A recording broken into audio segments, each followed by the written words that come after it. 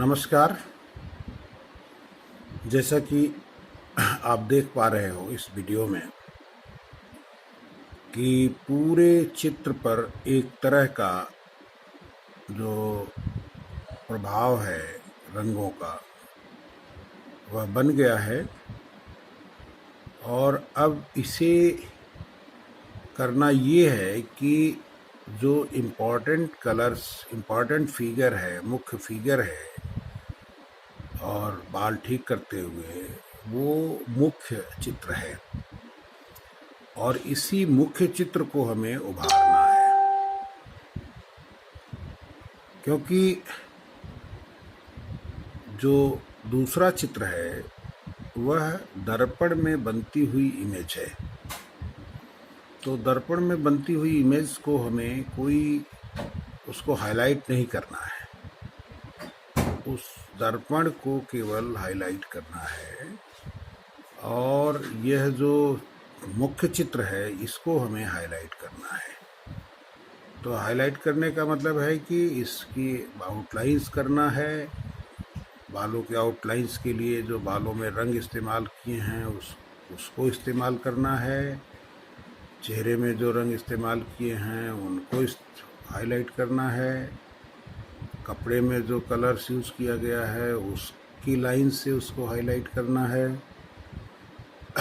इसी तरह शरीर में जो रंग इस्तेमाल किया गया है उसके मुख्य रंग से, यानी उसी कलर से उसको हाईलाइट करना है, लाइन करना है, आउटलाइन करना है। उसके डिटेल्स को रेखाओं के थ्रू, बारीक रेखाओं, 0 नंबर के ब्रश से हमें करके फिर बालों के एक एक डिटेल को बना करके हम देखेंगे कि किस तरह से पूरा जो मुख्य चित्र है वह पृष्ठभूमि से बाहर आता हुआ दिखाई देने लगेगा।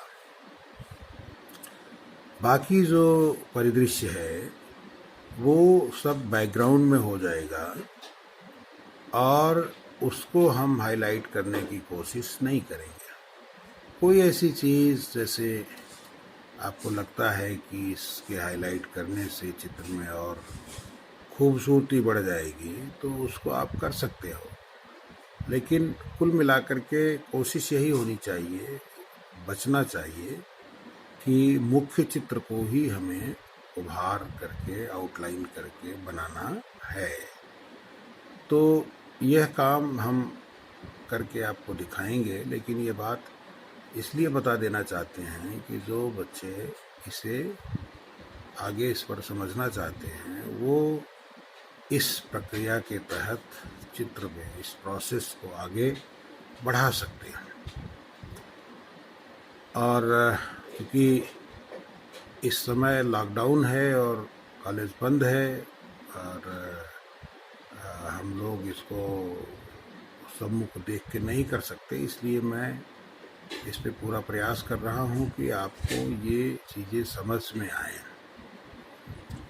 तो इतना काम करने के बाद हम लोग इस पर और क्या करना है उस पर बात करेंगे, लेकिन अभी चित्र की जो प्रासंगिकता है, उसकी जो प्राथमिकता है, उसे हमें यहाँ पर देखना है और दिखाना है। अब हम थोड़ा इसको हाईलाइट करते हैं एक एक चेहरे को। जैसे चेहरे को देखिए, चेहरे की जो परिकल्पना है तो उसको बालों में जिस तरह से आउटलाइंस करेंगे, आभूषणों को जिस तरह से आउटलाइन करेंगे, फिर उसके हाथों की जो संरचना है बालों में उलझे हुए उसकी संरचना को बनाएंगे, ऐसे ही और हिस्सों को भी हम इसका मेन इम्पोर्टेंस से बढ़ाएंगे। और आप ये देख रहे हैं कि जो कपड़ों की बनावट है उसमें जो कलर्स लगाए जाने हैं, इसी तरह से जो सहयोगी चित्र है उसको बहुत हाईलाइट करने की ज़रूरत नहीं है।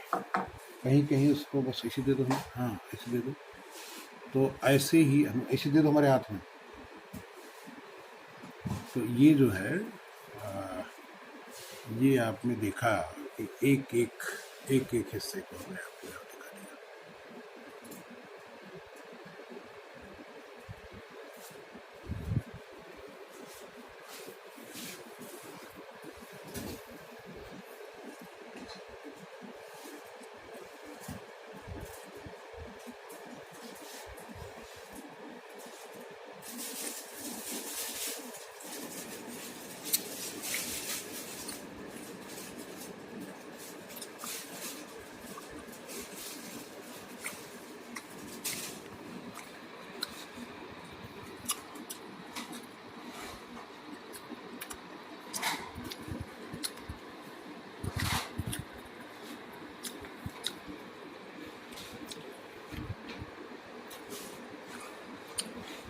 तो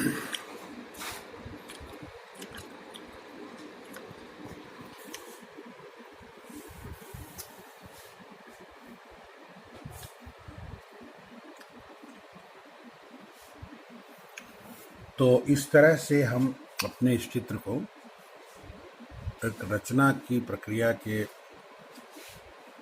तरीके से एक आयाम देंगे। और ये चित्र मैं मूलतः विद्यार्थियों के लिए मोबाइल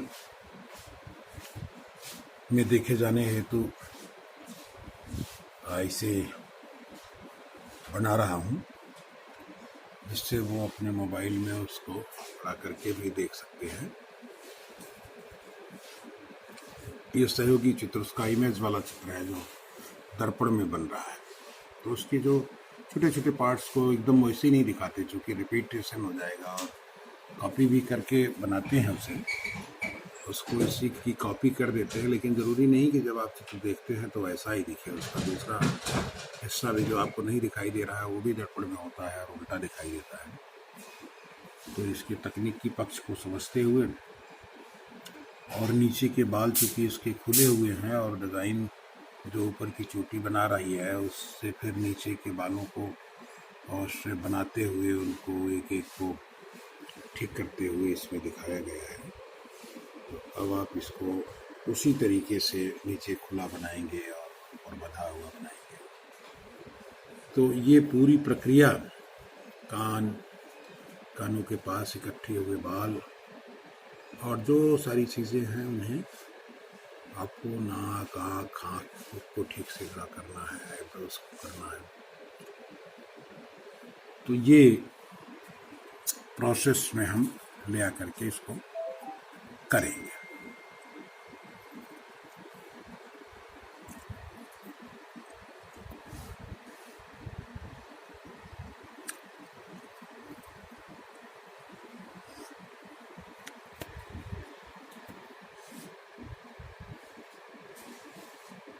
इसको हम व्यक्ति चित्र की तरह भी देख सकते हैं।